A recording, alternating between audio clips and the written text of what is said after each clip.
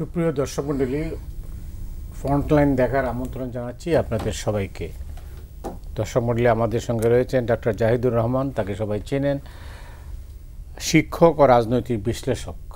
এরপরে আছেন অধ্যাপক পারভেজ করিম আব্বাসী, আন্তর্জাতিক ঘটনা প্রবাহের বিশ্লেষক। দুজনকে স্বাগত জানাচ্ছি। আজকে শুরুতে রাজনীতি নয়, আন্দোলন, শুধুই আন্দোলন, চারদিকে আন্দোলন, তবে বেশিরভাগই অরাজনৈতিক, কিছু কিছু ক্ষেত্রে আবার রাজনৈতিকও আছে। এই আন্দোলনের কারণে দেশটাই কেন যেন আন্দোলনের শহর নয়, আন্দোলনের দেশ হিসেবে পরিণত হয়েছে। সর্বশেষ যেটা এখন এই মুহূর্তে যখন কথা বলছি তখনও কিন্তু একটা আন্দোলন চলছে, ট্রেন বন্ধ। জাহেদ, আপনাকে দিয়ে শুরু করি। ধন্যবাদ আপনাকে। মানে আন্দোলন একটা সংখ্যা আমরা পেয়েছি প্রধান উপদেষ্টার প্রেস উইং থেকে। সংখ্যাটা হচ্ছে 200-র মতো দাবি দেওয়া এবং আন্দোলন আছে। এটা সত্য যে এই ধরনের দাবি দেওয়া জানানোর জন্য সঠিক সরকার এটা না, এটা একটা অন্তর্বর্তীকালীন সরকার, কিন্তু হচ্ছে এটা। এবং এটা একটা বড় কারণ আমি মনে করি, যখন কোনো একটা চাপ প্রয়োগ করে খুব সহজেই সেই জিনিসটাকে অর্জন করে ফেলা যায়, এটা অন্যদের পথ খুলে দেয়। আমি রেলে আসছি, আপনি কিছু একটা হলেই শাহবাগের মোড় যদি অবরোধ করে ফেলতে পারেন, দেয়ারস আ হাই প্রবাবিলিটি আপনি যেটা চাইছেন সেটা আপনি পেয়ে যাবেন। সো এটা যখন হবে তখন এটার পথ খুলবে, কোনো সন্দেহের কিছু নেই। মোদ্দা কথা হচ্ছে, সরকারকে কেউ যদি মনে করে এটা একটা দুর্বল সরকার, এতে এই সরকারের এটা এখন কাজ হোক না হোক, আমি যদি এই দুর্বল অবস্থায় চাপ দিয়ে তাকে কাজটা করে ফেলতে পারি, সেটা আমি দীর্ঘমেয়াদে, এটা সরকারি সিদ্ধান্ত, এটা পরেও বলবৎ থাকবে। সো সেই চেষ্টাটাই আসলে মোটা দাগে সবাই করছেন। একই সাথে আমি একটু যোগ করতে চাই, সরকার ওই জিনিসগুলো, আমি আগেও বলেছি, কোনো কোনো ক্ষেত্রে সরকারকে বল প্রয়োগও করতে হবে, কিন্তু বল প্রয়োগ সরিয়ে রাখি, ঠিক মতো এগুলোকে যে তারা হ্যান্ডেল করবে সেটা হচ্ছে না। আমি এই মুভমেন্টের কথা বলি, এটা হচ্ছে রানিং স্টাফ, মানে যারা ট্রেনের সাথে সাথে মুভ করতে থাকেন, চালক, গার্ড, টিকিট চেকার, সংখ্যাটা আমি দেখলাম 2000-এর মতো এমপ্লয়িজ আছেন। তারা গত বুধবার তাদের কিছু দাবি দেওয়াতে এবং আলটিমেটাম দিয়েছিলেন যে তারা করবেন। এদের সাথে সচিব বসতে চেয়েছেন গতকাল রাতে। কেন এত দেরি কেন? আমি সেটাই বলতে চাইছি যে আপনি এদের সাথে আরো আগে বসে চেষ্টা করুন অন্তত এই অবস্থানে দাঁড়াতে তারা না যায়। তারপর কি কি বক্তব্য আছে, এখন আমরা দুই পক্ষ থেকে বক্তব্য শুনতে পাচ্ছি। এমনকি আমি অনেস্টলি যদি বলি, আমার কাছে সরকারের অবস্থান, সরকারের যে সিদ্ধান্ত ছিল সেটাকে আমার কাছে লজিক্যালি মনে হয়েছে। যেমন মূল সমস্যাটা যেটা হয়েছে, এই স্টাফ পদগুলোতে নতুন যারা আসবেন, এটা ইনফ্যাক্ট গত সরকারের সময় নিয়মটা হয়েছিল, এখানে সুযোগ সুবিধা কিছু কমানো হয়েছে। এখন কেউ যদি জেনে শুনে কোনো চাকরিতে জয়েন করেন যে আমি এই সুযোগ সুবিধা পাবো, আমি আগেরটার সাথে তুলনা করে আমার অসন্তুষ্ট হওয়াটা এত লজিক্যাল না, কিন্তু সেটাই হলো। এবং তারা এর পুরনোরাও তাদের সাথে যুক্ত হলেন, কারণ আমরা জেনেছি এটা যে অনেক ক্ষেত্রেই এইসব পদে তাদের পরিবার বা আশপাশের মানুষজনই খুব বড় সংখ্যায় আবার নিযুক্ত হন। তো হোয়াট এভার, কারণ আমি আবার এই অ্যানালিসিসেও যাচ্ছি, কিন্তু আমি বারবার একজন দূর থেকে একজন বিশ্লেষক হিসেবে, একজন নাগরিক হিসেবেও যদি দেখি যে এটাকে ঠিকঠাক মতো ম্যানেজ করা গেল না, এবং আলোচনা তো আরও আগে দেখতে পারতাম, সেটা হয়ে এই জায়গায় আসলে এটা হতো। আর আমি মনে করি সরকারেরও এই কথাটা খুব স্পষ্টভাবে ঘোষণা করা দরকার যে এই সরকার আসলে এত দাবি দেওয়া নিয়ে ডিলও করবে না, প্রত্যেকে যা যা দেওয়ার আছে তারা দেবেন, এবং তাদের বলা উচিত যে আমাদের আসলে বেসিক কিছু কাজ আছে, এগুলো করে যাব। এখন আবার উল্টো পাশে এই সংকটটা কিছুটা সরকারও তৈরি করেছে। কেন? ওনারা তো ওনাদেরকে কেয়ারটেকার বলছেন না, এটা একটা ইন্টারিম গভর্নমেন্ট, এবং তারা দেশের অনেক কোর সংস্কার করতে চাইছেন। অনেক কোর সংস্কার যিনি করবেন, যিনি বৈষম্য দূর করার কথা বলছেন, বৈষম্য বিরোধী আন্দোলনের সরকার হিসেবে সামনে এসে দাঁড়িয়েছেন, ফলে তার কাছে এইরকম দাবি দেওয়া এখন এসে হাজির হচ্ছে। সো এটা সরকারের দিক থেকে এই হলো প্রবলেমের জায়গা। কিন্তু আমি বটম লাইন যেটা মনে করি সেটা হচ্ছে, আমি প্রায় এভাবে বলি যে আমাদের 3টা বিভাগকে আমরা এভাবে বলি যে বিচার বিভাগ, আইন বিভাগ এবং শাসন বিভাগ। এটা শাসন বিভাগ বলি আমরা বাংলায়। সো একটা সরকারকে শাসন বিভাগের মতো কাজ করতে হবে। উনি সবার এর সঙ্গে যদি রাজনীতি যুক্ত হয় তখন কি দাঁড়াবে পরিস্থিতি? এটা আর বলার কিছু নেই, আসলে রাজনীতি যুক্ত হওয়ার আলামত দেখা যাচ্ছে, এবং এটাই যখন এই পরিস্থিতিতে গেছে, রাজনীতি যুক্ত হলে মানে আমাদের টোটাল গভর্নমেন্টের ফেইলিয়ার আমরা খুব অল্প সময়ের মধ্যেই দেখব। সো সরকারের সতর্ক থাকা দরকার এই বিষয়গুলোতে। অনেক ধন্যবাদ।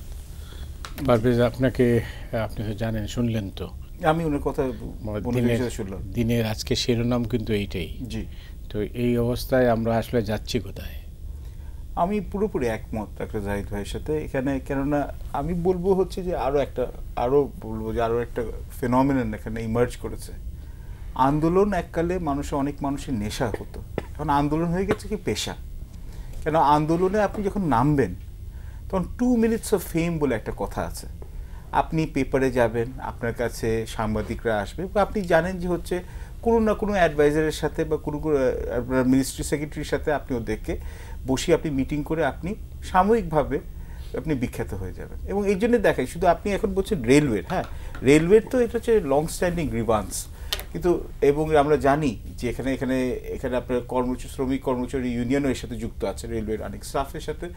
এবং আজকে যে 2:30 থেকে 3:30টার মধ্যে যে মিটিং হয়েছে সেক্রেটারির সাথে, ফাহমিদুল হক বোধহয় ওনার নাম, তো ওনার এই ট্রান্সপোর্টেশন এখানে, ওটাতে কোনো ফলপ্রসূ আলাপ আলোচনা হয় নাই।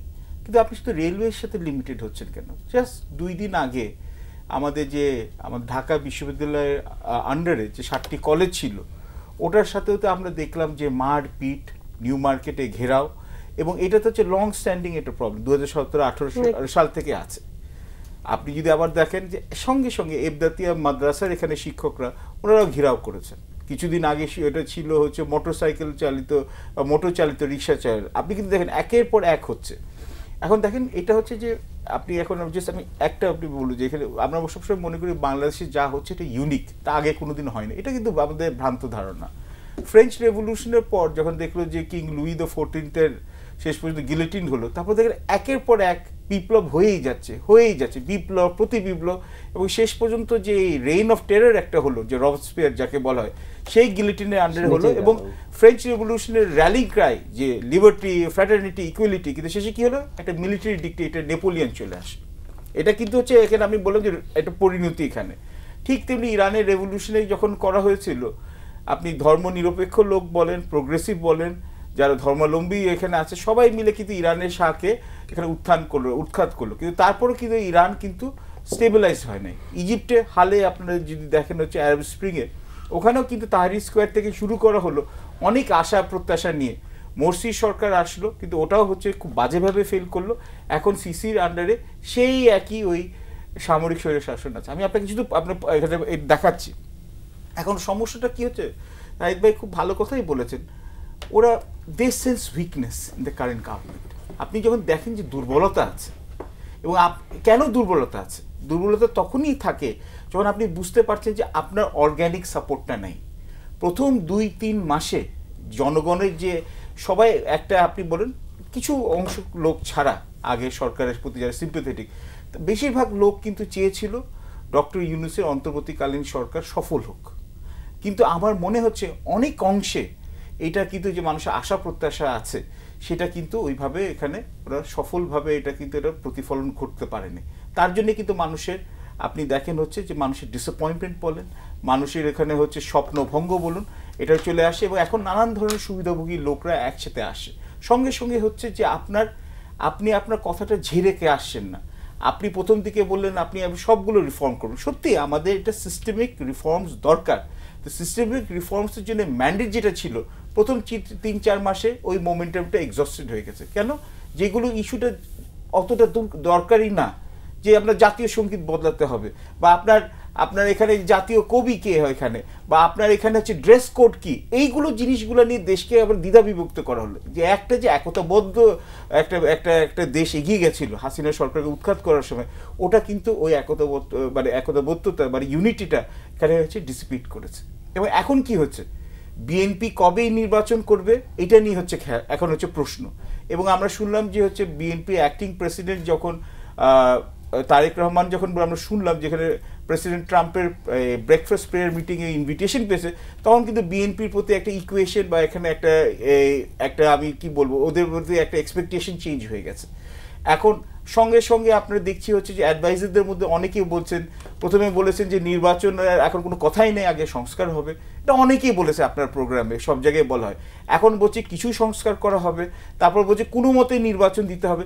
তো দিনে দিনে যেটা হচ্ছে যে এই সরকারের না আপনার অ্যাপিলটা কমে যাচ্ছে। আপনি এখন বলতে পারেন শুধু আপনাদের কাজ কি আছে, শুধু এসে এখানে ডক্টর ইউনূসের সরকারকে ক্রিটিসাইজ করে। না, ডক্টর ইউনূস আমি এখনও বিশ্বাস করি he is a dissent person, কিন্তু আনফর্চুনেটলি আপনার শুধু ইন্টেনশনস দিয়ে কিন্তু গভর্নেন্স হয় না। এটা হচ্ছে সবচেয়ে বড় প্রবলেম। এবং you need capable people around you. এখন ওনারা আশেপাশে যারা আছেন, they are, I believe they are honest, they are well intention, কিন্তু আপনি যখন এত বড় অ্যাডমিনিস্ট্রেটিভ, আপনি এখানে মোরাসের মধ্যে পড়েছেন, এত অ্যাডমিনিস্ট্রেটিভ জলাঞ্জলির মধ্যে পড়েছেন, যেখানে বিউরোক্রেসি আপনার সাথে কোঅপারেট করছে না, যেখানে আপনার পুলিশ আপনার সাথে পুরোপুরি কোঅপারেট করছে না, যেখানে আপনার এক্সটার্নাল নেইবার্স বলতে ভারতের সাথে আমাদের কিন্তু বৈরিতার সম্পর্ক পুরোপুরি অবসান হচ্ছে না, এবং যুক্তরাষ্ট্র যার উপর আপনি নির্ভর করেছিলেন সেখানে কিন্তু আপনার 180 ডিগ্রি টার্ন হয়ে গেছে। এবং ওখানে আমরা এখনো জানি না যে ট্রাম্পের প্রেসিডেন্সিতে এখানে আসার পর কতটুকু আমাদের ফরেন পলিসি চেঞ্জ হবে ওদের। তো এত কিছু আপনার আনসার্টেনটির মধ্যে আপনি কিভাবে এখানে ন্যাভিগেট করবেন? আমি কিন্তু এখানে, এবং আমি আমার যথেষ্ট সহানুভূতি রেখেই বলছি, কিন্তু সামনে এবং এর মধ্যে যদি আপনি এখন এর মধ্যে যদি দেখেন যে সংস্কারের নামে আপনি যদি সাম্প্রদায়িকতার উত্থান হয়, এই আপনার সংস্কারের নামে ধর্মান্ধতার উত্থান হয়, তাহলে কিন্তু এটা কিন্তু ভালো সাইন, এটা কিন্তু ইন্ডিকেট করছে। অনেক ধন্যবাদ পারভেজ করিম। আসলে কিন্তু অনেকগুলো বিষয়ে ধারণা করেছেন। তো সেখানে যেটা হচ্ছে যে সরকার কেন জনপ্রিয়তা হারাচ্ছে? সরকার জনপ্রিয়তা হারাচ্ছে কারণ সরকার আসলে সবার কাছে জনপ্রিয় থাকতে চাইছে। মানে সবচেয়ে খারাপ জিনিস হচ্ছে, আমার একটা মনে পড়ে, একটা প্রবচন আছে এরকম পলিটিক্স নিয়ে। সরকার এখন পলিটিক্স না করলে সরকারে আছে, তো বলা হচ্ছে যে আপনি যদি সবাইকে খুশি করতে চান তাহলে রাজনীতি বাদ দিন, আইসক্রিম বিক্রি করুন। মানে ব্যাপারটা এরকম, আপনি সবার কাছে আসলে জনপ্রিয় হতে পারেন না। তাতে হবে কি, শেষ পর্যন্ত আপনি সবার কাছে অজনপ্রিয় হবেন। আমি একটা উদাহরণ দিই। ঠিক আছে, অনেক জায়গায় অনেকগুলো টাফ কাজ আছে, আপনি পেরে ওঠেন নাই, আপনার হাতে অনেক অপরচুনিটি ছিল না, কিন্তু যে কাজগুলো করা যেত, যেগুলো খুব সহজে ব্যবস্থা নিয়ে আপনি দেখাতে পারতেন যে আমি এটা করেছি, সেটা আরো অনেকগুলো সমস্যার পথ বন্ধ করতো। আমি একটা উদাহরণ দিই। ডক্টর ইউনূস সরকার দায়িত্ব নেওয়ার পর আমাদের একটা সংগঠন, যারা এই মাজারের সংগঠন, বিশেষ সুফি পরিষদ বা কিছু একটা, তারা একটা সংবাদ সম্মেলন করে 4-5 দিন আগে জানিয়েছে 80টা মাজারে ভাঙচুর হয়েছে, হামলা হয়েছে। ওর পর আরেকটা মাজারে হয়েছে ওনাদের ওই সংবাদ সম্মেলনের পর, মানে 81টা। আমাদের উপদেষ্টাদেরকে কিন্তু, বিশেষ করে ছাত্র উপদেষ্টা জনাব মাহফুজকে আমি ফেসবুকে স্ট্যাটাস দিতে দেখেছি, এরপর সংবাদ সম্মেলনে বলছেন আমরা দেখে নেবো, এটা করবো সেটা করবো। আপনি একটা মানুষকে গ্রেফতার করেন নাই এই ভয়ঙ্কর কাজটার জন্য। ফলে যেটা হলো, এই ঘটনাটা ঘটে চলছে। এখন কি হচ্ছে, এখন যারা এই মাজার ভিত্তিক যেসব সংগঠন আছে, মাজারের সাথে যারা জড়িত আছেন, রাস্তায় নামছেন। এখন এরা রাস্তায় নামবেন, আরেকটা গ্রুপ ভাঙতে আসবে, আপনি এরপর এখানে মারামারি করবেন, এবং দিনের শেষে দুই পক্ষই দেখবেন সরকারকে নিয়ন্ত্রণহীন হয়ে যাবে। একদম তাই, একদম তাই। শুধু সেটা না, এই যে মাজার ভাঙা হচ্ছে, কারা ভাঙছেন? মুসলিমরাই ভাঙছেন। এই যে আমাদের এখানে জঙ্গিবাদ মাথা চাড়া দিচ্ছে বলে একটা ন্যারেটিভ তৈরির চেষ্টা আছে ভারতের, প্রথম ভেরি ফার্স্ট ডে ওদের ন্যারেটিভটা কি? শেখ হাসিনাকে উৎখাত করেছে ইসলামিক এক্সট্রিমিস্টরা। শেখ মুজিবুর রহমানের ভাস্কর্য ভাঙা হচ্ছে, এটা তার টাইরানির সিম্বল হিসাবে, কিন্তু বলা হচ্ছে ও যেহেতু মুসলিম, ও যেহেতু এক্সট্রিমিস্ট, তাই ও কিন্তু স্কাল্পচার ভাঙছে। আমাকে এই প্রশ্ন করা হয়েছে কয়েকটা বিদেশি মিডিয়া ওই 5-6 তারিখের দিকে, তখন আমি বলছিলাম তুমি ঢাকায় আসো তো, সব স্কাল্পচার কি ভাঙা হয়েছে? কিন্তু দিস ইজ হাউ তারা তাদের প্রোপাগ্যান্ডাটা চালিয়েছে। তো আপনি যখন এই মাজার ভাঙা হচ্ছে, এই প্রোপাগ্যান্ডা দাঁড়িয়ে যাচ্ছে। যখন একজন অভিনেত্রী একটা দোকান উদ্বোধন করতে যাবেন, সেই অভিনেত্রী ওখানকার কিছু ইসলামিস্টের চাপে যেতে পারবেন না, এই প্রশ্নগুলো তো আসবে। আপনি তো স্টেপ নেন নাই। ঠিক আছে, এর আগে আরো আগে চিটং একই ঘটনা ঘটেছিল, কিন্তু 6 মাস পর এই যে আমার পুলিশ কাজ করছে না বা প্রশাসনিক দুর্বলতা আছে, এই জিনিসগুলো কি আর আসলে মানুষ একসেপ্ট করবে না। সো আপনি স্টেপ নিচ্ছেন। আমি প্রায় একটা কথা বলি যে সরকারের মূল অসন্তুষ্টির জায়গা কোনটা, সেটা হচ্ছে আমরা এই সরকারের অ্যাকশন দেখছি না। আপনি এক কাজ করতে গেলেন, পারলেন না, ফেইল হল। আমি আপনার চেষ্টা দেখছি, আমরা তো জানি আসলে এই সরকার কোন পরিস্থিতিতে দায়িত্ব নিয়েছে, কিন্তু আপনি তো কোনো স্টেপই নিচ্ছেন না আসলে। এবং এই যে স্টেপ নিচ্ছেন না, মনে করছেন এটা করলেই ওটা হবে না, লাভ নেই। আপনি যখন আপনি নিশ্চয়ই জানেন যে সরকার প্রধান বলছেন যে না পারলে চলে যাব। এখন না পারলে চলে যাব, কিন্তু ওনারা যেই ক্রান্তি লগ্নে দেয়, উনি একটা মানে কয়েকটা ইন্টারভিউ আছে, উনি একরকম ভাগ্যের উপরে ছেড়ে দিয়েছেন যে ওনার পদক্ষেপ যদি কাজে লাগে তো ভালো, না হলে আমাদের কপাল খারাপ। মানে এমনকি উনি ওনার ক্যাবিনেট নিয়ে বলছেন যে খুব তাড়াহুড়োর মধ্যে ছিলেন, তালিকা দেওয়া হলো, যাদেরকে উনি চেনেন নিয়েছেন, ফাইন, তাড়াহুড়ো ছিল।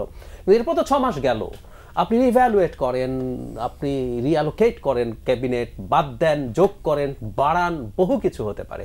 আমরা তখন অ্যাটলিস্ট বুঝবো যে আপনি চেষ্টা করছেন। মানে আমার জায়গা থেকে সরকারের প্রতি প্রধান অভিযোগ হচ্ছে এটা চেষ্টা করছেন। আমি আমার ব্যক্তিগত একটা কথা বলি, আমি খুব ফাঁকিবাজ ছিলাম পড়াশোনায় ছোটবেলায়। আমার মা আমাকে একটা কথা প্রায় বলতেন, মানে ওনার কষ্ট থাকতো না যদি দেখতো আমি পড়াশোনা করছি কিন্তু পারছি না, মানে ওনার কষ্টের প্রধান জায়গা ছিল এটা, যিনি আমাকে পড়তে দেখছেন না, মানে চেষ্টা দেখছেন না। এটা এখন আমি বুঝি যে ঘটনাটা আসলে এই জায়গায় কোথাও না কোথাও। আরেকটা কথা যেটা মনে রাখতে হবে, আমি আমাদের প্রধান উপদেষ্টার যতগুলো ভাষণ দেখেছি বা জাতির উদ্দেশ্যে, প্রত্যেকটা জায়গায় উনি মানুষের সদিচ্ছার উপরে আস্থা রাখতে চান, উনি মানুষকে মোটিভেট করতে চান।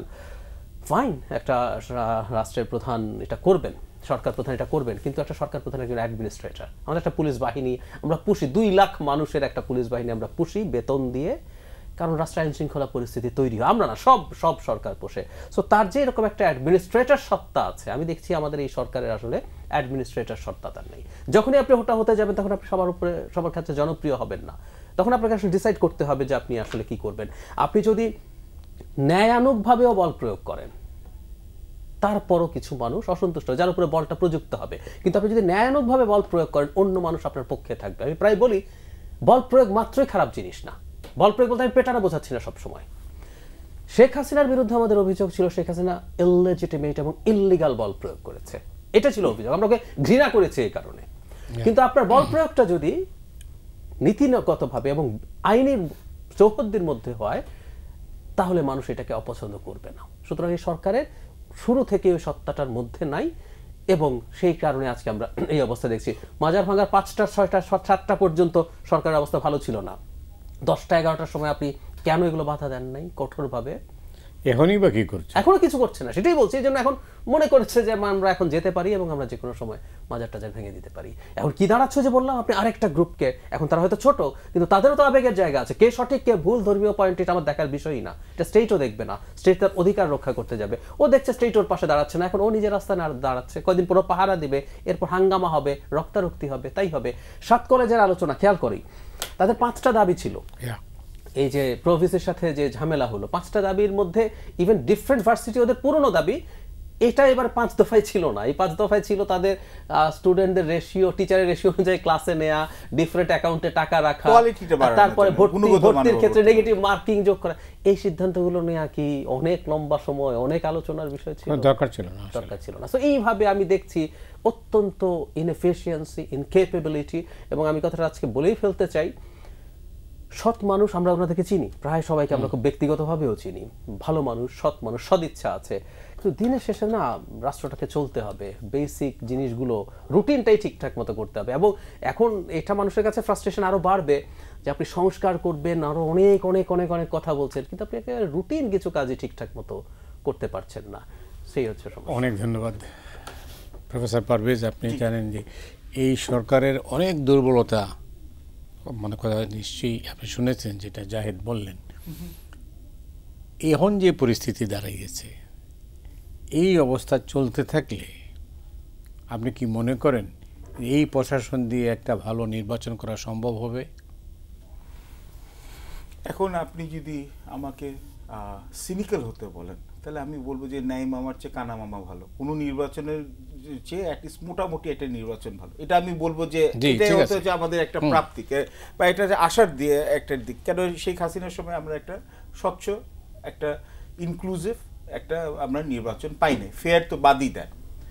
এখন সমস্যাটা হচ্ছে আপনি যে এখানে বলছেন, এখানে আমি আপনার সাথে একটা কথা বলে তারপর আমি এখানে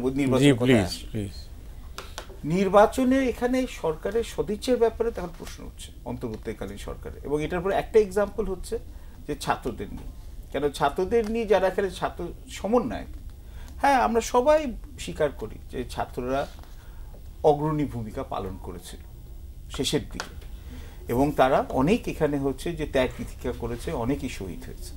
কিন্তু ছাত্রদের সাথে তাদের বাবা মারা ছিল, ছাত্রদের সাথে তাদের শিক্ষকরা বেশিরভাগ ছিল, ছাত্রদের সাথে রিক্সাওয়ালারা ছিল, ছাত্রদের সাথে যারা রাস্তায় পানি বেচে তারা ছিল, সবাই ছিল। হাসিনার সরকার তো এইভাবে পতন হয় না একদিনে। ছাত্রদের সাথে আর্মি ছিল, আর্ম ফোর্সেসের রোলটাকে আমরা কোনোদিন এটা কেন যে আমরা মাঝে মধ্যে বলি না, সুশীল সমাজে বোধহয় আমাদের কিছু কিছু আমাদের বোধহয় উদারতার অভাব আছে। আর্ম ফোর্সেসও কিন্তু ক্রিটিক্যালি এখানে এটা ইন্টারভিন করছে। ভারত তো বলেই যাচ্ছে যে এটা আর্মি ব্যাক কু, তো ওরা প্রথম থেকে যাকে ওরা যা বলছে না বলুক। কিন্তু একটা কথা বলবো যে ল্যাটিনে একটা কথা আছে, খুব ছোট করে বলি, ভক্স পপুলি ভক্স ডে। তার মানে কি, জনগণের যে আকাঙ্ক্ষা ওটাই হচ্ছে আল্লাহ বা হচ্ছে আমরা বলবো আমরা উপরওয়ালার আকাঙ্ক্ষাটাই প্রতিফলন হয় জনগণের আকাঙ্ক্ষাতে। আপনি এখন দেখেন, আপনি সাধারণ মানুষের সাথে কথা বলেন, আমি অন্তত 3-4টা জায়গায় গেছি যে ওয়েটিং রুমে, ডাক্তারখানায়, হাসপাতালে বা এখানে হচ্ছে চেম্বারে, তো ওখানে এইরকম করে একটা টিভি স্ক্রিন থাকে, তো ওখানে নিউজ আসার সময় সবাই তো আমরা এখানে রুগীরা অপেক্ষা করি বা এখানে করি। তো 2-4টা জায়গায় আমি দেখলাম, এটা নিয়ে 4 না 5টা জায়গা এখানে, যেখানে পাবলিক জায়গায় নানান পেশার নানান শ্রেণীর লোকরা আসে। যেই ছাত্র সমন্বয়করা আসে, আপনি কিন্তু দেখবেন বেশিরভাগ সময় কিন্তু লোকরা কিন্তু এখানে কটূক্তি করে এবং নেগেটিভ কথাবার্তা বলে।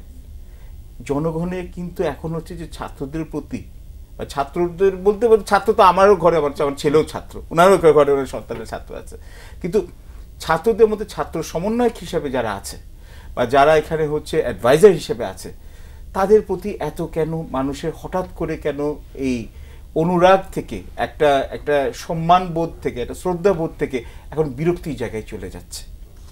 এটাও কিন্তু সরকারের কিন্তু এখানে এটা অনুধাবন করা উচিত, এবং ছাত্রদের নিয়ে একটা পলিটিক্যাল পার্টি করবে নাকি না এটা নিয়ে একটা ধোঁয়াশা, একটা যে এটা কিংস। কিন্তু প্রবলেম হচ্ছে যে আমরা তো আগে, এবং আমরা তো হচ্ছে ঘরপোড়া গরু, কারণ আমরা তো হচ্ছে 1/11-এর সময় দেখলাম যে 2-3 জন আমাদের, এবং বেশ আমি বলবো যে বেশ নাম করা রাজনীতিবিদ, তাদেরও হচ্ছে যে তাদের ক্যারিয়ারটা খারাপ হলো, তাদের পুঞ্জিত যে সুনাম মানে যা এখানে ওনারা কিউমুলেটিভ যে ওনাদের রেসপেক্ট সব ধ্বংস হলো যখন হচ্ছে ওনারা এই পলিটিক্যাল পার্টি এখানে ফর্ম করার চেষ্টা করেন। এমনকি ডক্টর ইউনূসের মধ্যে ছিলেন, যদি বা উনি স্বীকার করেন, ওনার মধ্যে অ্যাটলিস্ট এই আমি বলবো যে ওনার এবিলিটিটা আছে যে উনি অ্যাডমিট করেন, which is rare for a south Asian leader. এখন আপনি ইলেকশনের দিকে যাচ্ছেন, ইলেকশনের দিকে হওয়ার জন্য 2-4টা জিনিসই তো আমি এখন আপাতত পাচ্ছি না। ল অ্যান্ড অর্ডার সিচুয়েশন, আপনি এই দিনের আলোতে হচ্ছে যে আপনার হচ্ছে ধানমন্ডি জিগাতলের মতো জায়গায় এখানে রাইফেল স্কোয়ার থেকে এখানে হচ্ছে সোনার এখানে দোকান থেকে সোনা লুট হয়ে যাচ্ছে, এখান থেকে আপনার এখানে হচ্ছে ফরেন এক্সচেঞ্জ ট্রেডার 1,25,00,000 এখানে চুরি হয়ে যাচ্ছে, ডাকাতি হয়ে যাচ্ছে। প্রথম আলোতে একটা রিপোর্ট আসলো রাতের বেলায় নাকি পুলিশ টহল আসে না, যদি বা পুলিশ প্রতিবাদ করেছে। এখন যদি আপনার ল অ্যান্ড অর্ডার সিচুয়েশন ভালো না হয়, ব্যবসার অবস্থা তো ভালো নেই, আমি অর্থনীতিবিদ হিসেবে ওই দিকে যাচ্ছি না। আপনার এই যে বেক্সিমকোর ফ্যাক্টরিগুলো বন্ধ হলো, এস আলমের কিছু ফ্যাক্টরি, 1 লাখ কর্মী, এটা হচ্ছে নিউজ পেপার, এখানে এটা আমাদের কোনো বানোয়াট না। এদের ভবিষ্যৎটা কি সরকার বছর দেখবে? এই 1 লাখের প্রত্যেকে যদি ধরেন গড়ে 4 জন করে যদি এখানে হয়, তাহলে হচ্ছে আপনি 1 লাখ থেকে ইন্টু 4 করেন 4 লাখ। 4 লাখের উপর আরো অনেক লোক ডিপেন্ডেন্ট আছে। আপনি 20 থেকে 25 লাখ লোক হচ্ছে এখন হচ্ছে অর্থনৈতিকভাবে স্থবির হচ্ছে, এরকম অনেক জায়গায় আছে। আমি বলছি না, তবে কি ওই যে অলিগার্কস যারা এখানে লুটপাট করেছে তাদের কি হবে? তারা তো টাকা পয়সা চুরি করে ডাকাতি করে বিদেশে এখানে রাজা বাচ্চার মতো থাকছে, চুনোপুটিরা ধরা পড়েছে। এখন আপনি কিভাবে ব্যবসাটা রিভাইভ করবেন? এবং বিএনপি আপনি, এবং আরেকটা যেটা আপনার প্রোগ্রামে বেশ কয়েকবার বলেছি, এখন একরকম আপনি রাজনৈতিক বাস্তবতা দেখছেন, কিন্তু ধরুন রোজার মাসে যদি এই সরকারের যতগুলো আমরা ট্রেন্ড দেখছি, রোজার মাসে যে ফুড ইনফ্লেশন, খাদ্য মূল্যস্ফীতি কন্ট্রোল যদি না করতে পারে, তাহলে আরও বেশি সরকারের জনপ্রিয়তা, অন্তর্বর্তীকালীন সরকারের জনপ্রিয়তা কমে যাবে।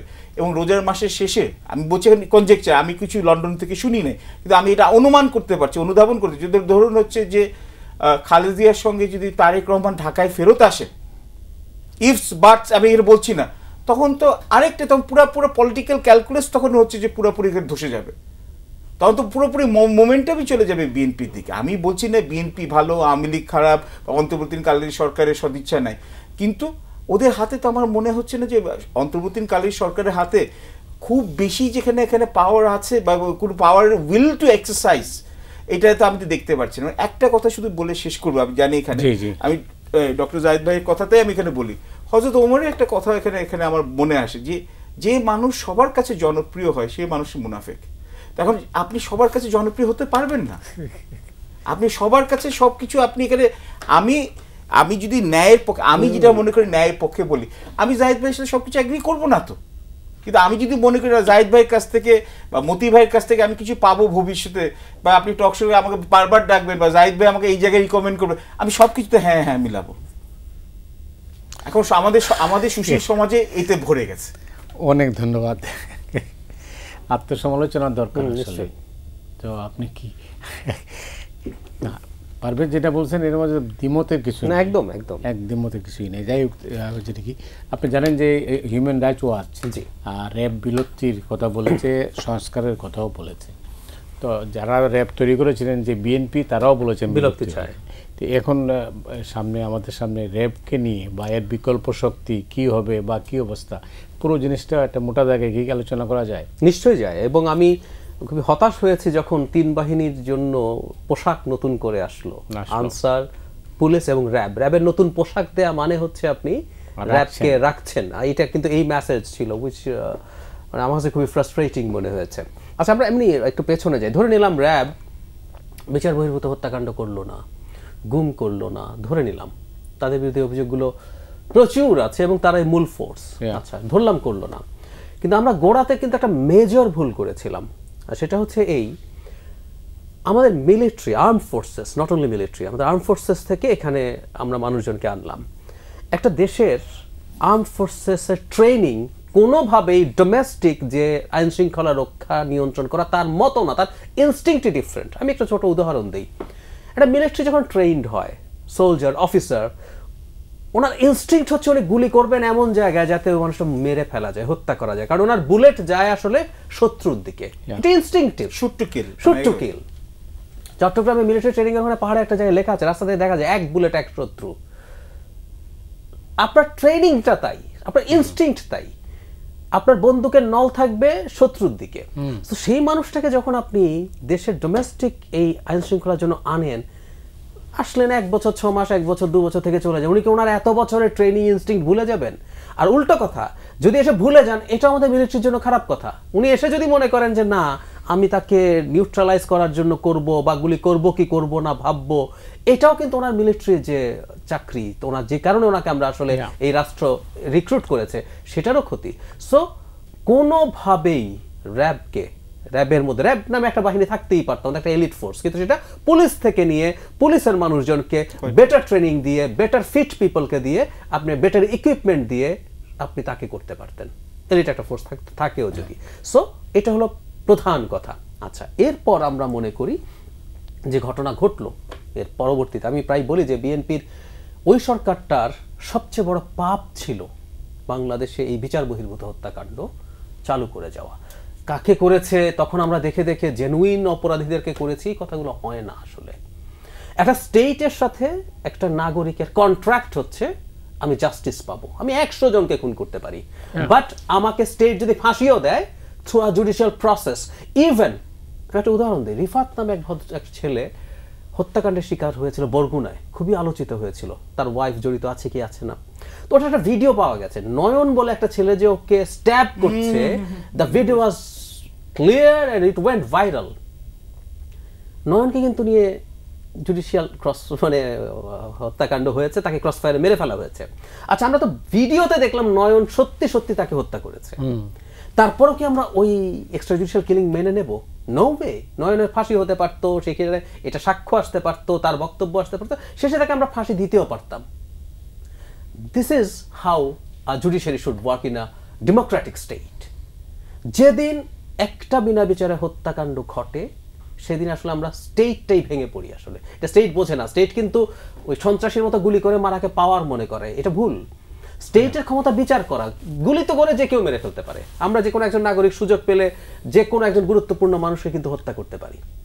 সো এইরকম স্টিগমা যে বাহিনীটার বিরুদ্ধে গেছে, এবং আপনি যেটা বলছেন শুরুতে স্মরণ করিয়েছেন যে বিএনপির সময় শুরু হয়েছে, সেই বাহিনীটা তারাও বিলুপ্তি চাইছে, এবং সেই সময় পলিটিক্যালি এটা ট্রুলি এত ইউজ হয়, পরবর্তীতে এটা জাস্ট পলিটিক্যালি ইউজড হয়েছে।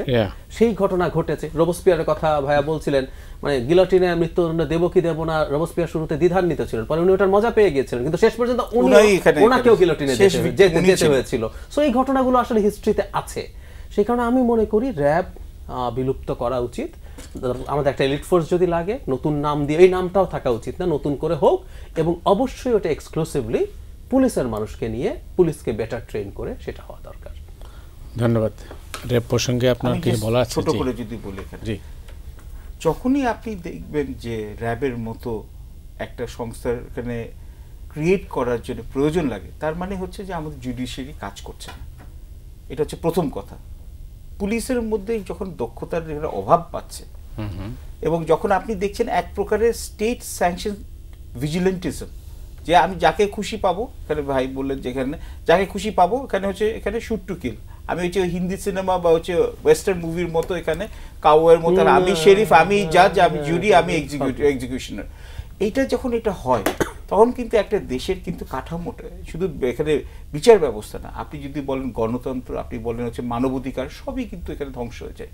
এই র্যাবকে উপরেই তো এত অ্যাকিউজেশন, এই র্যাবের উপরেই তো ম্যাগনিটস্কি গ্লোবাল স্যাংশনস দেখেছে, এই র্যাবের উপরেই তো আগের বিগত সরকারগুলো বিশেষত আওয়ামী লীগের আমলে র্যাবের এখানে হচ্ছে যে আপনি দেখেছি যেখানে এখানে একের পর এক হচ্ছে যেখানে গুম খুনের সাথে র্যাবের সাথে এখানে নাম বারবার বেশি উঠে আছে। এবং দেখেছি রক্ষকই ভক্ষক। সমস্যা হচ্ছে যখন আপনি একটা ইনস্টিটিউশনকে স্পেসিফিক পাওয়ার দিয়ে প্রোটেক্ট করেন, আমরা তো দেখেছি র্যাবের মেজর বা র্যাবের মানে ওখানে মেজর বা লেফটেন্যান্ট কর্নেল র্যাঙ্কে যারা আছে আর্মি থেকে এসে কয়েকজন যারা হচ্ছে আওয়ামী লীগের এখানে হচ্ছে যে মন্ত্রী এখানে বোধহয় জামাই বা আত্মীয় ছিল, তারা তো ওখানে হচ্ছে যে নারায়ণগঞ্জে যে 7 হ্যাঁ প্রাইভেট প্র্যাকটিস, ওরা তখন হচ্ছে এখানে হচ্ছে ফ্রিল্যান্সিং হয়ে যাচ্ছে।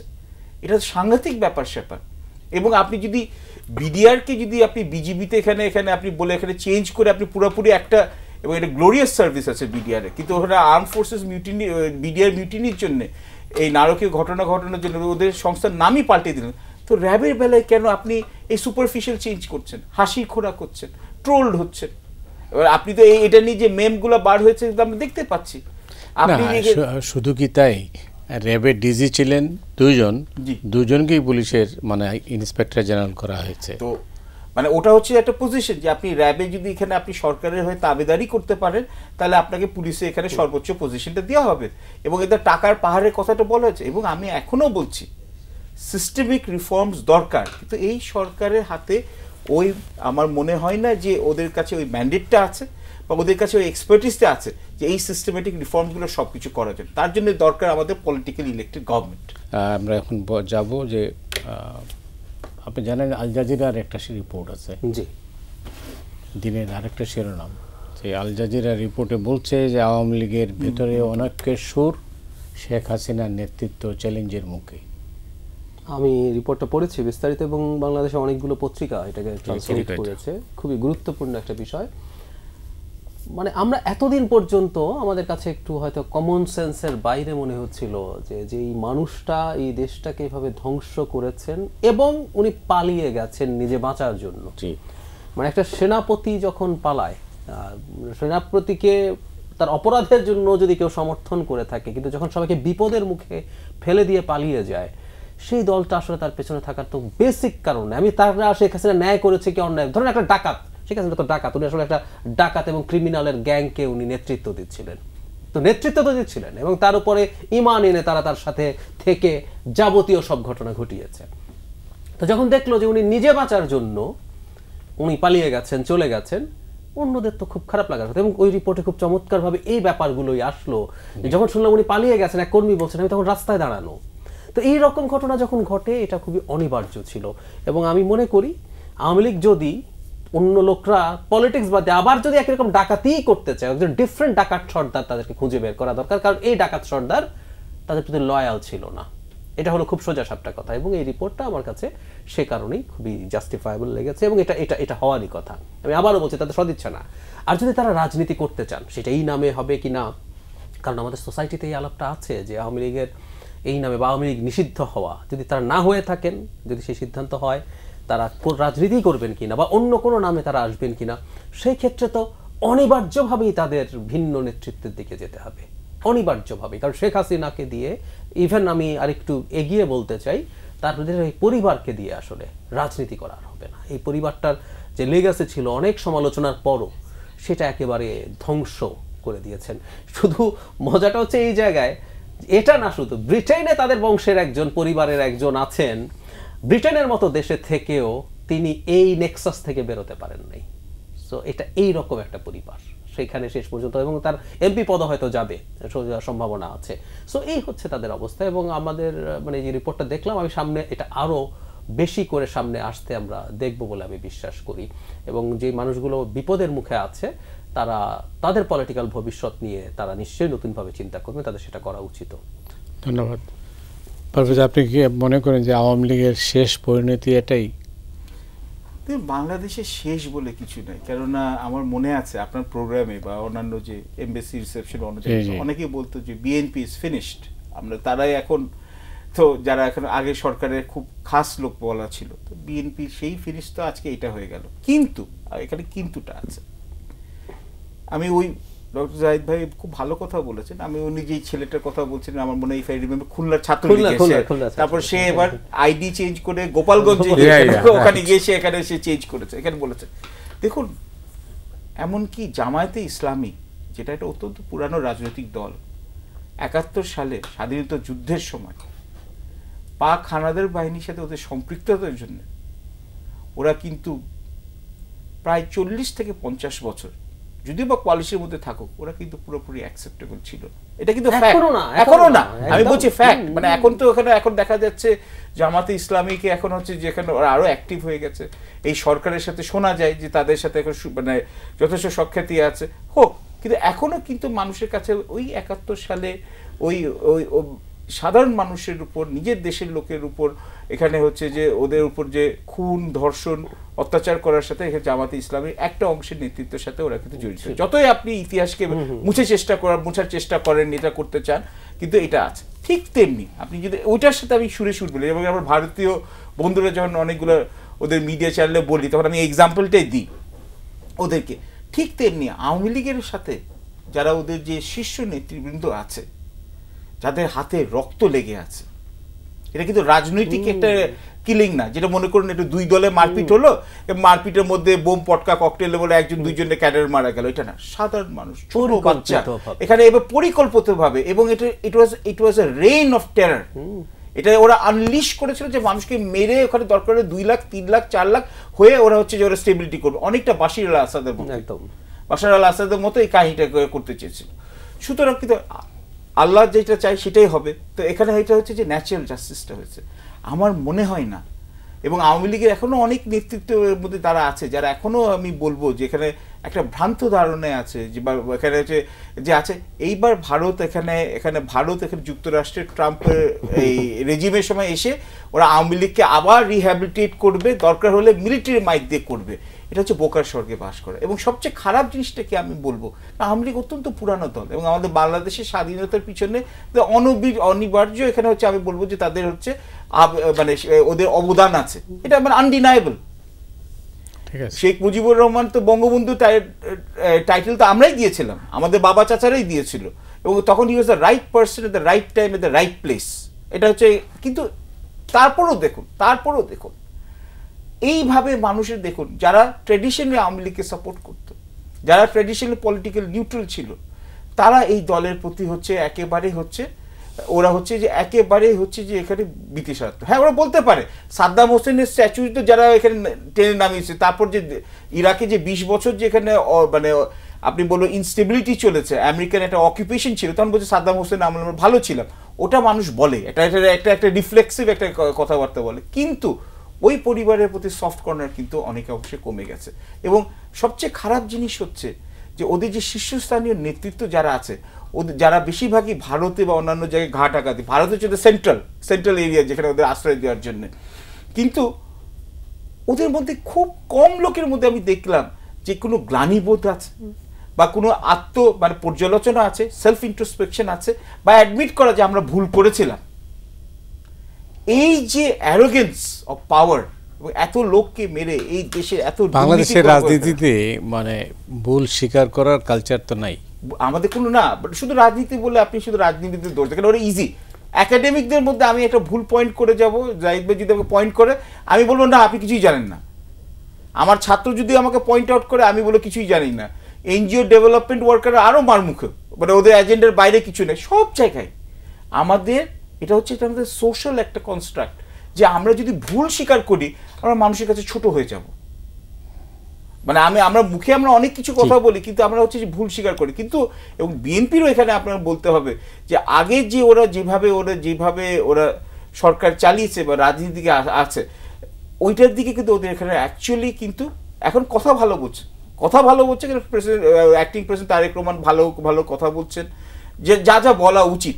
কিন্তু এটাও বলবো যে their way of carrying out politics, that should also have a sea change. অন্যান্য রাজনৈতিক দলরা, আওয়ামী লীগের মধ্যে যারা আছে, যারা রিহ্যাবিলিটেটেড হতে চায়, তাদেরকেও কিন্তু হচ্ছে কথা এবং কার্যে কিন্তু আমূল পরিবর্তন আনতে হবে। অনেক ধন্যবাদ আপনাকে ডাক্তার জাহেদ। আপনি জানেন তো মানে টবি ক্যাডম্যান একটা মন্তব্য করেছেন যে হাসিনার প্রত্যর্পণে ভারত ন্যায় বিচারের পক্ষে দাঁড়াবে। উনি আশা প্রকাশ করেছেন, আমি বিশ্বাস করি টবি ক্যাডম্যান বাংলাদেশকে চেনেন, অনেকদিন থেকেই চেনেন, অন্তত 10-12 বছর উনি বাংলাদেশ সম্পর্কে একসময় নিষিদ্ধ ওয়াকিবহাল আছেন। আমি মনে করি না তিনিও শেষ পর্যন্ত আশা করেন যে ভারত এই কাজটা করবে। এটা প্রথমে এটা বলে নেওয়া ভালো, সবচেয়ে ভালো হতো এটা একটা মানে অ্যাপারেন্টলি মনে হবে যে শেখ হাসিনার মতো একটা পতিত স্বৈরাচার যার আর কোনো ইউটিলিটি নেই, তাকে আপনি রেখে বাংলাদেশের সাথে সম্পর্ক নষ্ট করা তো ঠিক না। তাকে হ্যান্ড ওভার করে দিলে জনগণ বরং সেটা মনে রাখবে। কিন্তু ভারত আসলে একটা মারাত্মক ডিলেমাতে পড়েছে, এটাও একটু খেয়াল করতে হবে। ধরুন ভারত শেখ হাসিনাকে যেভাবে ক্ষমতায় রেখে ইউজ করেছে, শেখ হাসিনা বাংলাদেশের সম্পূর্ণ স্বার্থ জাস্ট ভারতের চাহিদা মতো দিয়ে দিয়েছে শুধু ক্ষমতায় থাকার জন্য। এখন এইরকম একজন মানুষকে আপনি আবার বাংলাদেশের কাছে হ্যান্ড ওভার করে দিবেন, তো ভবিষ্যতে দেখবেন যে আর কাউকে শেখ হাসিনা আরেকজন পাওয়া যাবে কিনা আমি জানি না, কিন্তু 60% শেখ হাসিনা 70% শেখ হাসিনা আপনি আর পাবেন না। কারণ আপনি দেখবেন ভারত তো আসলে বিট্রে করছে। এবং ইন্টারেস্টিংলি আমি একজন মানুষকে ফলো করছিলাম 5 আগস্টের পর, আমি ওকে খুব পছন্দ করেছি, মিস্টার শশী থারুর। বিজেপির ন্যারেটিভ এমনকি কংগ্রেসেরও ন্যারেটিভের বাইরে উনি কিন্তু কথা বলছিলেন, কিন্তু আমি দেখলাম শেখ হাসিনাকে রাখার ব্যাপারে শশী থারুরও কিন্তু অ্যাগ্রি করেন যে তাকে ওখানে রাখতে হবে। সো বলতে পারি আমরা থিওরিটিক্যালি এটা সত্যিকার অর্থেই ন্যায়ের পক্ষে হতো, কারণ শেখ হাসিনার মতো এত ব্রুটাল কিলার খুব কম আমাদের এই জোনে আসলে, মানে গৃহযুদ্ধ ছাড়া এরকম হত্যাকাণ্ডের ঘটনা ঘটে না আসলে। আমাদের এটা তো আসলে সিভিল ওয়ার ছিল না, একটা আপরাইজিং এর মধ্যে এই লেভেলের ঘটনা। আমরা তো এটা তো এদিনের ঘটনা, অনেক পুরনো ঘটনা হয়ে যায়। তাহরির স্কোয়ার, হোসনি মোবারকের বিরুদ্ধে কি হয়েছে, মানুষ গেল থাকলো, মানে খুনি করে শেষ করে হাজার মানুষ শত মানুষও খুন করে হেলিকপ্টার থেকে গুলি হয় কোথায়? আমি একটু যোগ করতে চাই, রণাঙ্গনে, নিজের দেশে। তাও একটা কথা আছে, একটা মব ধরুন প্রতিহিংসা, একটা ছেলে পালিয়ে একটা নির্মাণাধীন বিল্ডিং এর কার্নিশে লুকিয়েছেন, ও তো আপনার থ্রেট না, আপনাকে গুলি করছেন ওখানে দাঁড়িয়ে। যাত্রাবাড়ির একটা ভিডিও পাওয়া গেছে যেটা ভেরিফাইড হয়েছে, আমি এটা দেখতে পারি নাই আসলে 10 সেকেন্ডের বেশি, সামনে দাঁড়ানো ওরা আপনার রিচে ধরে পয়েন্ট ব্ল্যাঙ্ক রেঞ্জ থেকে আপনি গুলি করে করে হত্যা করেন। কি পরিমাণ প্রতিহিংসা! মানে আপনি কোনো একটা জায়গায় ক্ষমতা আছে, মব আসছে, আপনি এটা কন্ট্রোল করার চেষ্টা করছেন, তাত্ত্বিকভাবে বলছি, ইউ ক্যানট ডু দ্যাট, কিন্তু আপনি হাতের রেঞ্জে পাওয়া মানুষকে ধরে ঠান্ডা মাথায় গুলি করে হত্যা করছেন। সো এই ঘটনাগুলো তো ঘটেছে অবশ্যই। তো আমি যে কথাটা বলতে যাচ্ছিলাম, এরকম একজন অপরাধীকে যদি আমাদের এখানে দিত, এটা গ্লোবালি ভালো কিছু হতো। এবং ভারতের কিন্তু নিজের ইমেজেরও ক্ষতি হচ্ছে যে এই রকম একজন মানুষকে তারা তাদের দেশে আশ্রয় দিয়ে রেখেছে। কিন্তু আসলে আমার মনে হয় ভারত ক্যানট অ্যাফোর্ড দ্যাট, পাঠাতে পারবে না। শুধু এটা বিট্রে করা না, শেখ হাসিনাকে পাঠালে শেখ হাসিনা ভারতকেও দেখে নেবেন বলে আমি ধারণা করি, যে আমরা তো জানি ভারত কি কি করেছে না করেছে, উনি আরো সব বলে দেবেন। বিপদটা ওখানেই। জি, কি দাঁড়ালো পরিস্থিতি? জি জি জি এইটার উপরে জি দেখুন, একদম ঠিক বলেছেন ভাই আমার, যে ভারত হচ্ছে কি একটা সিকিউরিটি স্টেট। আমি জাহিদ ভাইয়ের সাথে তখন প্রোগ্রামের আগে এটা আলাপ করছিলাম, ওরা কিন্তু সবসময় সব কিছু সিকিউরিটি প্রিজমে দেখে। হ্যাঁ, বলে মোস্ট পপুলার ডেমোক্রেসি, ওটা ওদের দেশের জন্য, এবং ইদানিংকালে সংখ্যাগরিষ্ঠ হিন্দুদের জন্য। এখন ওটাও ওটার মধ্যে এখানে একটা অবমূল্যায়ন হয়েছে বা কোয়ালিটি পড়ে গেছে, অবশ্য যুক্তরাষ্ট্রেরও পড়ে গেছে, ওটা নিয়ে আলাপ নাই করি। কিন্তু আপনি যদি দেখেন ইন্ডিয়ান যে অথরদের নিয়ে, ইন্ডিয়ান অ্যানালিস্টদের নিয়ে লেখাগুলো, আমরা আমাদের কথা তো বায়াস হতে পারে, কারণ আমরা বলে যে এখন আমরা পুরো দেশই ভারতকে দেখতে পারি না সঙ্গত বা অসঙ্গত কারণে। বা ইন্ডিয়ান অরিজিন যে অথরগুলো যারা ব্রিটেনে আছে, অবিনাশ পালিওয়াল, আপনি পড়ে দেখেন ইন্ডিয়াস নিয়ার ইস্ট, ওদের আর্কাইভ থেকে সে কোট করে করে বলছে ভারত 1960 সাল থেকে ইস্ট পাকিস্তানকে বাংলাদেশের স্বাধীনতার দিকে ওরা ওরা ওরা চেয়েছিল যে বাংলাদেশ স্বাধীন হোক, আলাদা হোক। কেন? ওরা 2.5 ফ্রন্ট প্রবলেম ওরা ফেস করতো। 2.5 ফ্রন্ট কি? একটা হচ্ছে পাকিস্তান, একটা হচ্ছে চায়না, এবং আরেকটা হচ্ছে মিয়ানমার বা বার্মার, এখানে হচ্ছে যে এখানে রেস্ট্রিভ রিজনসগুলো নর্থ ইস্টে করা। 2.5 ফ্রন্টের সিকিউরিটি কমপ্লেক্সের জন্য বিগত 50 থেকে 60 বছর ভারত তার জাতীয় স্বার্থের নিরাপত্তার ক্ষেত্রে ওরা কিন্তু অথরিটেরিয়ান বা হচ্ছে যে স্বৈরা শাসকদেরকে কিন্তু ওরা সাপোর্ট দিয়ে গেছে, কারণ দেখেছে এখানে হচ্ছে ট্রানজ্যাকশনটা ইজিয়ার। এবং এর জন্য আমি যেটা মনে করি যে ভারত কেন এখন শেখ হাসিনাকে দিতে চাচ্ছে, দিলে ভালো হতো, ওদের জন্যই ভালো হতো, এবং একটা স্মুদার রিলেশন। ভারত হচ্ছে আমাদের ইম্পর্টেন্ট নেইবার, আমরা তো নেইবারহুড চেঞ্জ করতে পারবো না, ভারতের সাথে এঙ্গেজমেন্টের 101টা অ্যাভিনিউ আছে। কিন্তু এটা কেন দিচ্ছে, কারণ হচ্ছে ইউনূস সরকারের উপর এবং তারপরে যদি নির্বাচিত যে সরকার আসে তাদের উপর একটা মনস্তাত্ত্বিক চাপ দেওয়ার জন্য, এবং এটা হচ্ছে শেখ হাসিনা এবং তার অন্তরাজকে রেখে দিচ্ছে, যদি বেশি কিছু করো পাঠিয়ে দিব, যদি কিছু বেশি করো পাঠিয়ে দিব, অনেকটা হচ্ছে একটা থ্রেটের মতো। এবং সমস্যাটা হচ্ছে এই যে যতদিন ভারত শেখ হাসিনাকে রেখে দিচ্ছে, বা আওয়ামী লীগের যে শীর্ষস্থানীয় যে নেতা এবং হচ্ছে তাদের সহযোগীরা বিভিন্ন খাত থেকে, তাদেরকে কিন্তু যত আছে তার কিন্তু ভারতের প্রতি যে মানুষের যে বাংলাদেশের যে একটা পিকচার ছিল, সেই পিকচারটা দিনকে দিন আরও খারাপ হবে এবং ভারত বৈরিতা আরও দেশে বাড়বে। এবং এটা বোধহয় কোনো না ভারত বা বাংলাদেশের জন্য কাম্য। কিন্তু নয়াদিল্লিতে যারা ওদের হচ্ছে যে এই কূটনীতিগুলো ঠিক করেন, যারা ওদের এই নিরাপত্তা নীতিগুলো ঠিক করেন, তারা এটা অনুধাবন করতেও চাচ্ছেন না, আমলও নিতে চাচ্ছে না। নিলে দুই দেশের জন্য ভালো হতো। এটা তো মানে পুরনো কথাই, যে ভারতে দিল্লিতে বসে তারা যেভাবে মূল্যায়ন করতে চান, বাংলাদেশকে দেখতে চান, পাকিস্তানকে দেখতে চান। আজকের পরিস্থিতিটা তো ভিন্ন, সেই পরিস্থিতি পাল্টে গেছে। তো যে কারণে পারবে যেটা বললেন যে তারা এটা মেনে নিতে পারেন না বা যেটাই আছে, কিন্তু এই বাস্তবতা তারা স্বীকার করলে তো আজকে দুই দেশের সম্পর্কটা এই অবস্থায় থাকতো না। এবং এরপর যে আপনি শিখছেন, আমরা ওই অফ এয়ার কথা বলছিলাম, তো প্রত্যেকটা দেশে মানে সাউথ এশিয়ার কোন দেশটাতে আপনি আছেন, এবং আমি প্রায় সময় নেপালের সর্বশেষ নাই তো আমি নেপালের উদাহরণ দেই, একটা দেশ যেটা হিন্দু মেজরিটি কান্ট্রি। এই কারণে এক সময় ভারত আর নেপালের সম্পর্ক, ভারতের রুপি নেপালের ঘরে ঘরে পাওয়া যেত, যে কোনো দোকানে, মানে এটা এক দেশের মতো অবস্থা, 90% হিন্দু, নেপালের জনসংখ্যা 90%, এবং একসময় কনস্টিটিউশনালি তারা হিন্দু স্টেট ছিল। সেই দেশটা, এই যে প্রায় তো মুসলমানরা খারাপ, ভারতের যে ন্যারেটিভ আমরা সবাই জঙ্গি, আমরা ঝামেলা করি, তো 90% হিন্দু জনগোষ্ঠীর একটা রাষ্ট্র তার শত্রুতে পরিণত হয়েছে। তো এটাই যথেষ্ট বেশি এক্সাম্পল যে আপনি আসলে কি করছেন না করছেন। তবে আমি একটা জিনিস মনে করি, সামনে কয়েকটা লক্ষণ আছে যেটা ভারতকে আসলে, আমি এটা অনুমান করতাম, আমি বলেছিও, ভারত খুব বেশি দিন এত খারাপ সম্পর্কে অ্যাফোর্ড করতে পারবে না। ফিনান্সিয়াল ইস্যুজ আছে, আমাদের বিরাট ট্রেড আছে, আমাদের চিকিৎসা, শিক্ষা, শপিং, তাদের লোকজন এখানে কাজ করে বিরাট টাকা নিয়ে যায়, অনেক আমি একটা গ্রস হিসাব করেছি, টোটাল হিসাবটা $25 থেকে $30 billion at least if not more, $30 billion হবে সব কিছু। এটা একটা। নাম্বার 2 হচ্ছে, মানে খুব ফানি লাগে আমার কাছে, ভারত খুব বলতো এই কথাটা, আমি নাম মনে করতে পারি, শ্রীরাধা দত্ত, উনি কাগজে কলম ইউনিভার্সিটির টিচার, কিন্তু খুবই প্রোপাগ্যান্ডিস্টের মতোই কথা বলেন, অ্যানালিস্টের মতো না, কিন্তু উনি একটা কথা বলতেন, এটা এক অর্থে সঠিক। শেখ হাসিনাকে যখন আমেরিকা খুব প্রেশার দিচ্ছিল ইলেকশন নিয়ে, তখন উনি প্রায় বলতেন যে শেখ হাসিনাকে যদি অনেক বেশি প্রেশার দেওয়া হয় তাহলে সে কিন্তু চায়নার দিকে চলে যাবে। এই করে ইন্ডিয়া চেষ্টা করেছিল টু নিউট্রালাইজ দ্য ইউএসএ, এটা বলে যে তুমি বলছো ও যাতে চায়নার দিকে না যায় বলে করছো, কিন্তু এটা আরো বেশি প্রবাবিলিটি আছে। খুব ইলজিক্যাল না? তাহলে আমার প্রশ্ন হচ্ছে, এখন তুমি যা করছো এটাও কি একই কাজ না? এবং খুব মজার ব্যাপার, আমাদের পররাষ্ট্র উপদেষ্টা যখন গেলেন, ভারতের মিডিয়াতে এবার শোরগোল শুরু হয়ে গেছে, বাংলাদেশ চায়নার সাথে দেখা দিও, বাংলাদেশ পাকিস্তানের সাথে, পাকিস্তানের জাহাজ আসছে, পাকিস্তানের সাথে এখন সরাসরি প্লেনে যোগাযোগ হবে, পাকিস্তানে আমাদের একজন লেফটেন্যান্ট জেনারেল গেছেন, আমি প্রায় কিন্তু ওদের মিডিয়া ফলো করি। সো তারা দেখছে নট অনলি ইকোনমিক ইস্যু, এখানে কিন্তু সিকিউরিটি প্রশ্ন তারা আস্তে আস্তে থ্রেট এন্ড ফিল শুরু করবে।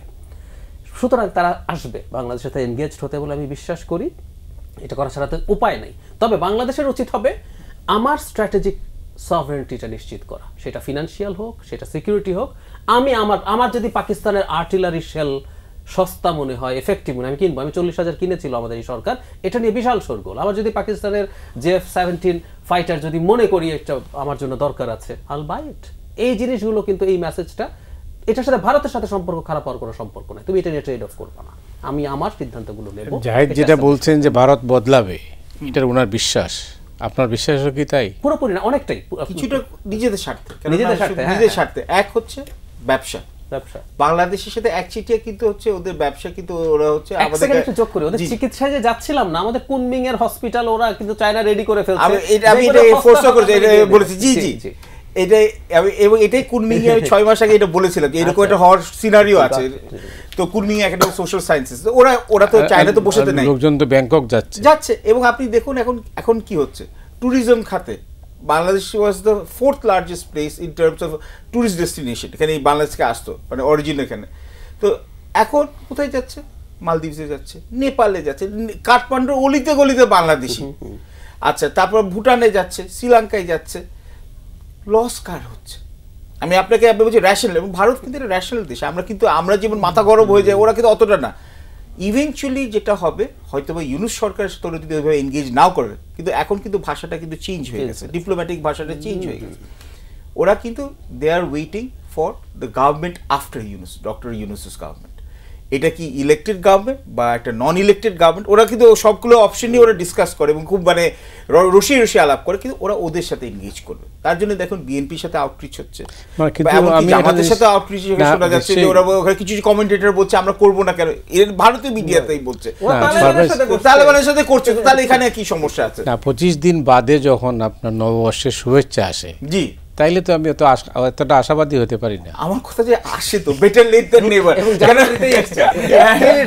আপনি তো জানেন এখানে ইন্ডিয়ান নিয়ে, আপনি দেখেন ইন্ডিয়ান নিয়ে তারপর একটা কথা এখানে কথিত আছে, মানে অত্যন্ত মানে এখানে হচ্ছে কচ্ছপের গতিতে করে। তো যাই হোক, ঠিক আছে, শেষ পর্যন্ত হঠাৎ করে মনে হয়েছে যে নববর্ষটা এখানে দেওয়ার জন্য।